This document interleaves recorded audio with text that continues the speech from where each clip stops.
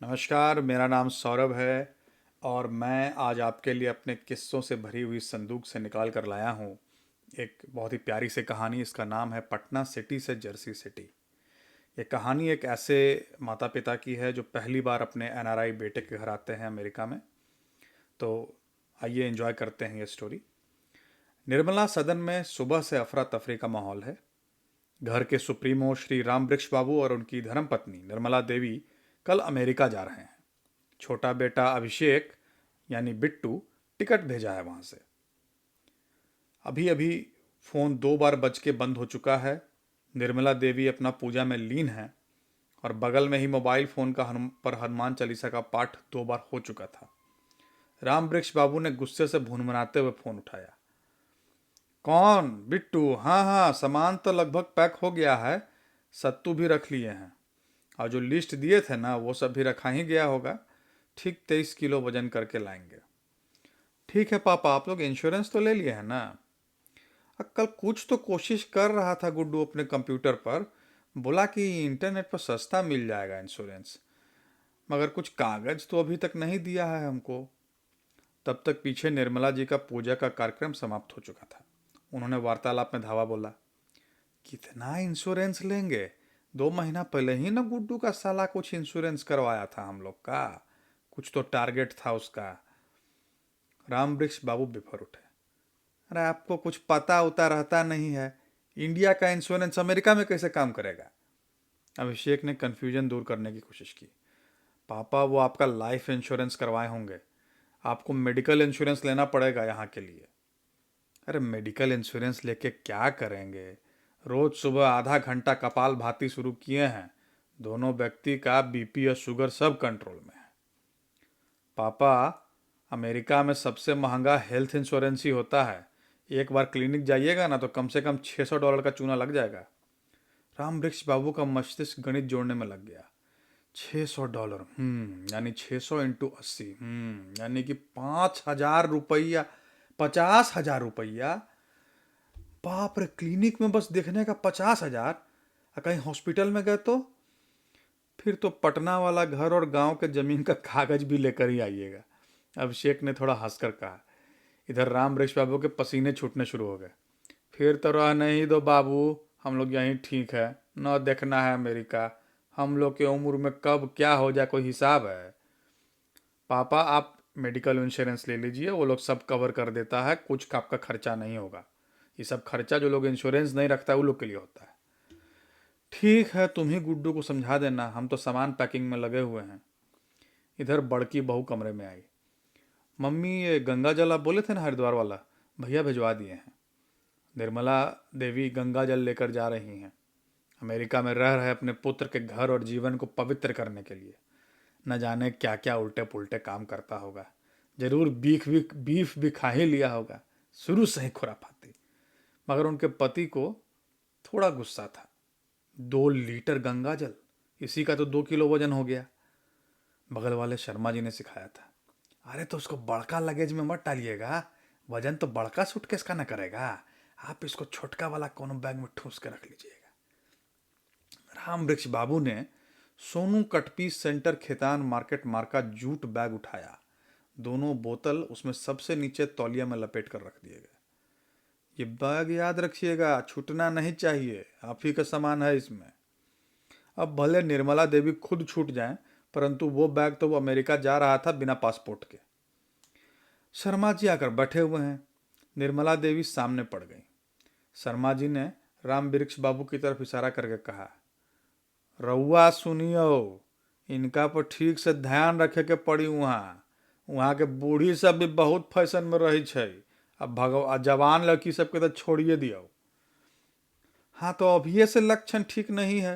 कल कंप्यूटर पर कोई लड़की को आधा घंटा निहार रहे थे। राम वृक्ष बाबू अपने ऊपर लगाए गए इस अनर्गल आरोप से बिफर उठे। गजब हालत है। गुड्डू इंश्योरेंस करवा रहा था कल, उसका उसका वेबसाइट पर कोई लड़की का फोटो लगा हुआ है तो उसमें हमारा गलती है? इनका कभी कहीं गलती रहता है क्या? निर्मला जी बोलते हुए अंदर चली गई। शर्मा जी फिर शुरू हुए। तब पैकिंग कर लिए हैं? वहाँ कस्टम में बहुत तंग करता है। अचार उचार भी ले जा रहे हैं क्या? एकदम अच्छा से सील करके पैक करवाइएगा, नहीं तो एरोप्लेनवा में खुल जाता है कभी कभी बैग। हाँ, आजकल तो दुकानदार सबको बोलने पर सील करके ही देता है। वैसे 2 सूटकेस में तो इनका पूजा सामग्री ही है। वहाँ जाके कोई मंदिर के सामने दुकान लगा देंगे तो आने जाने का खर्चा निकल जाएगा। तो कब निकल रहे हैं फिर? कल शाम में, यहाँ से दिल्ली, फिर वहाँ से सीधा न्यूयॉर्क। एयर इंडिया में ही कटवाया है। वाह, बस मनाइए कि कल कहीं एयर इंडिया वाला सब स्ट्राइक पर न चल जाए, कोई ठिकाना नहीं है सबका। पर्दे के पीछे खड़ी निर्मला जी का मिजाज गर्म हो गया। कैसा कलजिब्बा आदमी है। सच में अगर स्ट्राइक हो गया ना तो इसके मुंह में लाल मिर्च कोंच के सुलगा देंगे। शर्मा जी ने एक वाजिब सवाल किया, मगर बिट्टू तो जर्सी सिटी में रहता है ना, वहाँ जर्सी गाय मिलती है क्या? बहुत दूध का तो ज़्यादा दिक्कत नहीं होता होगा उधर क्या? ये सवाल रामवृक्ष बाबू के दिमाग में भी घूम रहा था। न्यू जर्सी, जर्सी सिटी, जरूर बहुत जर्सी गाय पाया जाता होगा वहाँ। मगर अमेरिकन सब तो कितना को मार के खा भी जाता होगा। इधर बड़े बेटे गुड्डू ने इंश्योरेंस का काम करके उसका एक प्रिंट आउट अपने पिताजी को पकड़ा दिया। रामवृक्ष बाबू ने उसे पासपोर्ट और टिकट वाले बैग में सहेज कर रख दिया है। आज तक दोनों व्यक्ति कभी हवाई जहाज पर नहीं चढ़े थे, पहला बार चढ़ रहे हैं, वो भी सीधा अमेरिका के लिए। अगले दिन समय कैसे बीता पता भी नहीं चला। बाहर सारा सामान लोड हो चुका है गाड़ी में। बड़की बहू को घर को अच्छे से संभाल के रखने की हिदायत दे दी गई है। सबने प्रणाम पाती कर ली। कॉलोनी के बाकी बुजुर्ग भी सी ऑफ पार्टी में हैं। जैसे एग्जाम के ठीक पहले कुछ लोग आकर ऐसा टॉपिक का प्रश्न पूछ देते हैं जो आपने पढ़ा ना हो, वैसे ही यहाँ भी कुछ लोग टिप्स देकर रामवृक्ष बाबू का ब्लड प्रेशर बढ़ा रहे थे। सोच समझ के जवाब दीजिएगा इमिग्रेशन में, नहीं तो अमेरिका में घुसने नहीं देगा। हवाई जहाज में सुतिएगा मत, टहलते रहिएगा, नहीं तो ब्लड क्लॉट हो जाता है पैर में। कुछ समय बाद रामवृक्ष बाबू ने सुनना ही बंद कर दिया। टैक्सी चल दी। गुड्डू साथ में जा रहा है एयरपोर्ट तक। उतरकर ट्राली में सामान सेट हुआ। एक हेल्पर पहुंचा। 1,000 से उतरकर 200 में बात तय हुई। निर्मला जी का माथा ठनका। बताइए, एयरपोर्ट का कुली सब भी उतने महंगा है? 1,000 में तो पटना जंक्शन प्लेटफॉर्म नंबर 1 से गायत्री मंदिर तक सामान ढो के ले जाएगा सब। एक्सरे मशीन गार्ड ने एक आध सवाल पूछा।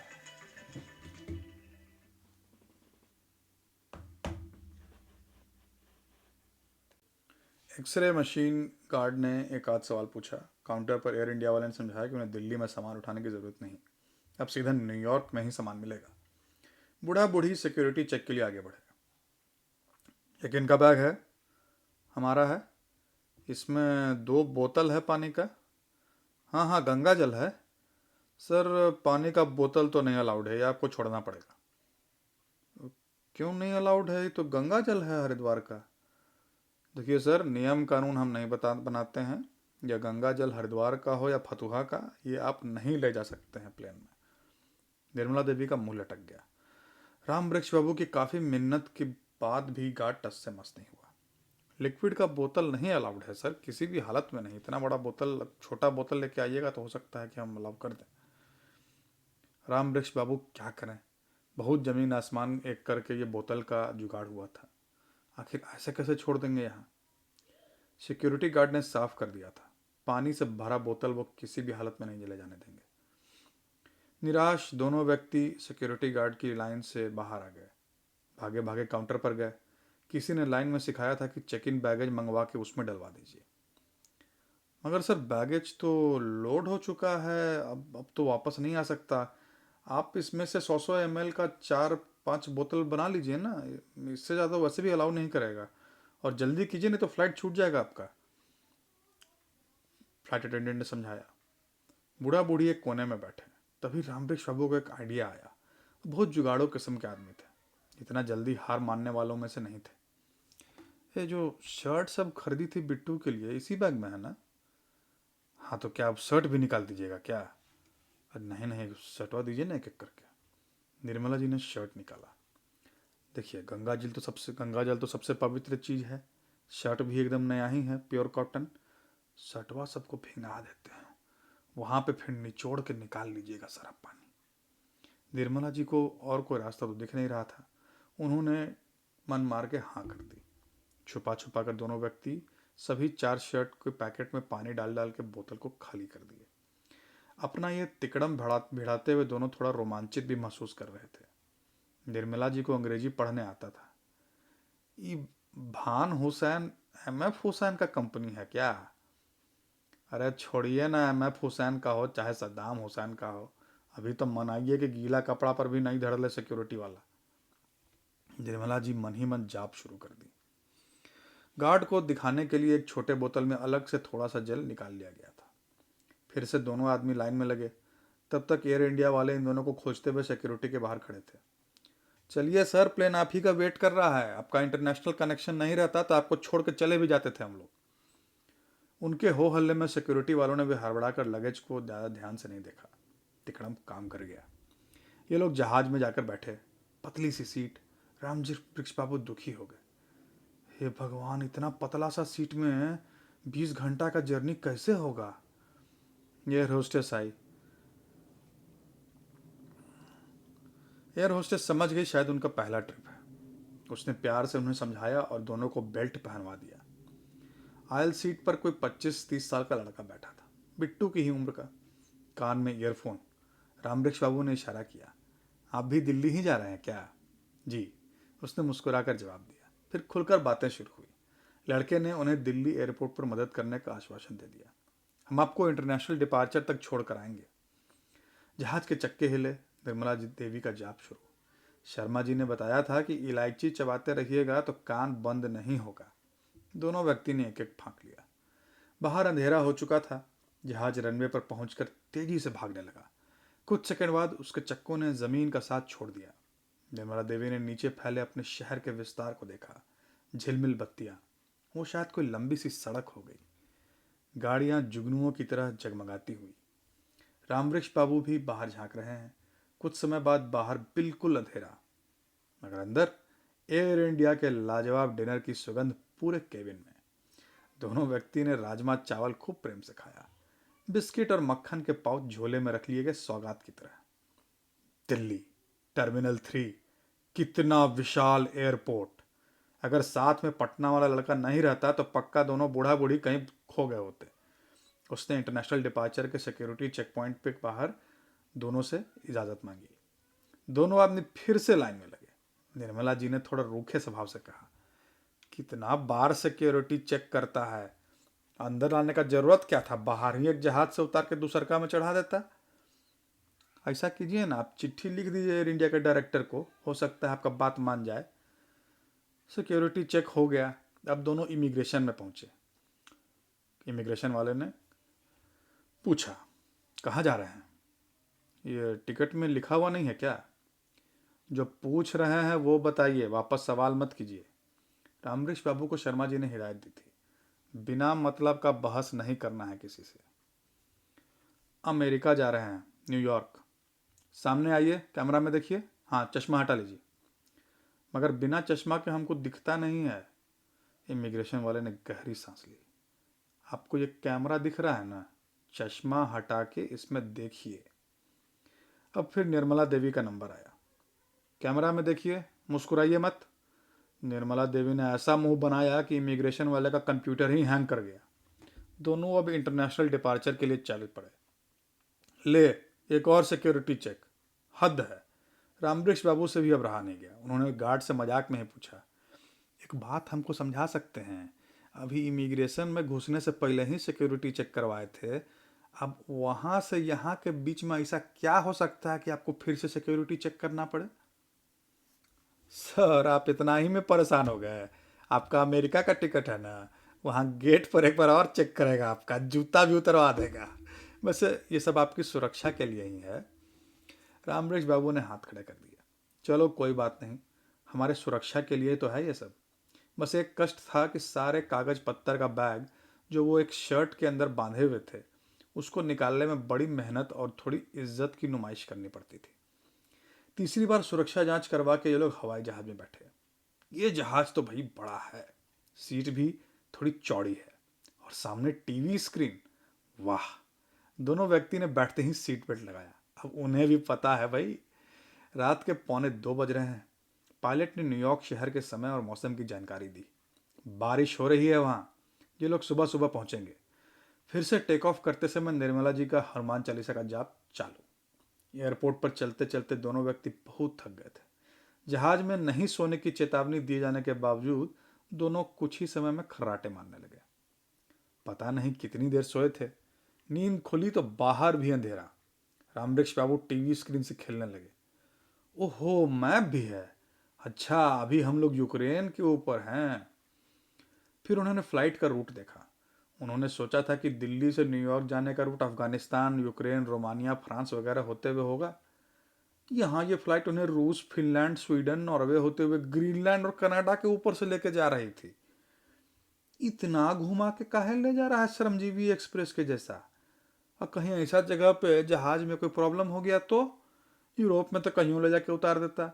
यहाँ साला बर्फ में कहाँ उतारेगा। इधर एयर इंडिया की ब्रेकफास्ट सेवा शुरू हो चुकी थी। गर्मा गर्म ऑमलेट और सैंडविच खा के रामवृक्ष बाबू बम बम हो गए। निर्मला जी बाथरूम गई हैं। हाय राम, इतना छोटा बाथरूम, न मग न स्प्रे, कैसे होगा। निर्मला जी का सारा प्रेशर खत्म। बेचारी मुंह बनाए हुए वापस सीट पर आई। उन्होंने डिसाइड किया कि अब वो कुछ नहीं खाएंगी। बगल में लेकिन रामवृक्ष बाबू अपना पेट भर चापे हुए थे। उन्होंने वार्निंग दे दी, सुनिए ना, ज़्यादा मत खाइए, बाथरूम में पानी का कोई इंतजाम नहीं है। रामवृक्ष बाबू समझ गया कि इशारा किस तरफ है। उन्होंने मिनरल वाटर के बोतल की तरफ इशारा किया। इंडियन रेलवेज का जुगाड़ अब एयर इंडिया में भी काम आएगा। निर्मला देवी के बगल की सीट खाली थी। वो अपना कंबल लपेटी और सो गई। इधर रामवृक्ष बाबू खाना पीना करके टहलने निकले। सामने कोई आईपैड पर अंग्रेजी सीरियल खेल सिंहासनों का लगाए हुए था। उसमें भी समझिए कि कोई प्यार मोहब्बत वाला सीन चल रहा था। रामवृक्ष बाबू ने सोचा, बताइए, सबके सामने ऐसा ऐसा वीडियो देखते रहता है सब, कोई लिहाज नहीं है। बाहर सुबह हो गई। फाइनल ब्रेकफास्ट चल रहा है। बाथरूम तो अब इस्तेमाल करने लायक बचे नहीं हैं। निर्मला जी भी जाग चुकी हैं। कमांडर ने लैंडिंग की अनाउंसमेंट कर दी। वो रहा खिड़की के बाहर न्यूयॉर्क। इतना ऊपर से बिल्डिंग सब छोटा ही लगता है। जहाज घूम रहा है। इतने बड़े जहाज की लैंडिंग कब हुई पता भी नहीं चला। निकलकर दोनों आदमी चुपचाप भीड़ को फॉलो करते हुए इमिग्रेशन की तरफ आ रहे हैं। बीच में अलग अलग चैनल हैं। एक लंबी तगड़ी अमेरिकन सिक्योरिटी ऑफिसर ने उनका वीज़ा चेक करके उन्हें निर्देश दिए हैं। आपको इस चैनल में जाना है। लाइन के एंड में जो इमिग्रेशन काउंटर खाली होगा वहाँ चले जाइएगा। दोनों लाइन में लग गए। बारी आई, ये तो चाइनीज जैसा इमिग्रेशन ऑफिसर है। उसने कड़क कर पूछा, क्यों आए हैं अमेरिका? बेटे से मिलने। कोई ख़ास वजह? नहीं, बस ऐसे ही घूमने फिरने। वापस लौटने का टिकट है आपके पास? हाँ जी है। टिकट आपने खुद खरीदा था? जी, बेटे ने बुक कराया है। ठीक है, अपने बाएं हाथ की उंगलियां उस शीशे से उस पर रखिए। फोटोग्राफी भी हुई। इस बार निर्मला देवी को किसी हिदायत की ज़रूरत नहीं थी।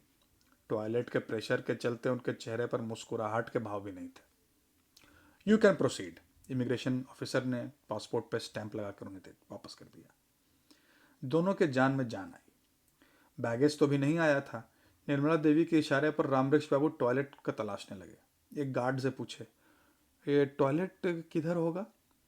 आपका मतलब रेस्ट रूम? नहीं नहीं, रेस्ट रूम नहीं चाहिए, अब तो घर जाकर ही रेस्ट करेंगे। Toilet for urinal disposal. Guard को हल्की हंसी आ गई। यहाँ टॉयलेट को रेस्ट रूम ही कहते हैं। वो रहा। इस बार निर्मला देवी 3 बोतल पानी लेकर अंदर गई हैं। लगेज लेकर दोनों कस्टम के सामने पहुंचे। वहीं पे एक अमेरिकी एग्रीकल्चरल कमिटी का जो डिपार्टमेंट होता है उसकी एक लेडीज़ खड़ी थी। उसने भी कड़क अंदाज में पूछा, आपके लगेज में कोई सीड है, राइस है, जिंदा पौधे हैं? रामवृक्ष बाबू थोड़ा हड़बड़ा गए, ठीक से जवाब नहीं दे पाए। कस्टम वाले को शक हो गया। आप दोनों जरा साइड में आइए तो अपना सामान लेकर। एक एक करके सभी सूटकेस खोले गए। एक में सत्तू का पैकेट फटकर बिखर गया था। कस्टम वाले ने पूछा, ये कैसा पाउडर है? जी, ये सत्तू है। व्हाट इज सत्तू? अब ये बंगाल ग्राम पाउडर। व्हाट? मैं इसका वजन नहीं पूछ रहा हूँ, इसका आप करते क्या हो? Mix in water and drink, very healthy. रुकिए, हम आपको पी कर दिखाते हैं। रामवृक्ष बाबू ने थोड़ा सा सत्तू पाउडर एक बोतल में डाला, उसको बंद करके हिलाया और गटक गए। You want to try some? No no, it's okay, you are free to go. Luggage लेकर दोनों बाहर आए। बिट्टू दिखा क्या? दिखा तो नहीं है, आप रुकिए यहीं काट के साथ, हम बाथरूम माने रेस्ट रूम से आते हैं। लीजिए। बिट्टू भी रेस्ट रूम से ही निकल रहा था। प्रणाम पापा। खूब खुश रहो। कब से वेट कर रहा है? अभी जस्ट पहुंचे हैं। मम्मी कहाँ हैं? परिवार मिलन हो गया। टैक्सी में बैठकर वो लोग कैनेडी एयरपोर्ट से जर्सी सिटी की तरफ चल दिए। चौड़ी सड़कें, कितने सारे फ्लाईओवर, साफ सुथरा सब कुछ, एक भी कुत्ता या गाय नहीं सड़क पे। टैक्सी ड्राइवर भी इंडियन ही लग रहा था, नाम लेकिन पीछे जीशान खान लिखा हुआ था। रामवृक्ष बाबू से रहा नहीं गया। आप इंडिया से हैं क्या? नहीं, मैं पाकिस्तान से हूँ। रामवृक्ष बाबू ने बिट्टू की तरफ ऐसे देखा जैसे उसने कोई घोर पाप कर दिया हो। इसके आगे की स्टोरी नेक्स्ट एपिसोड में। I hope you like this story. अगले एपिसोड जल्दी ही आएगा। धन्यवाद।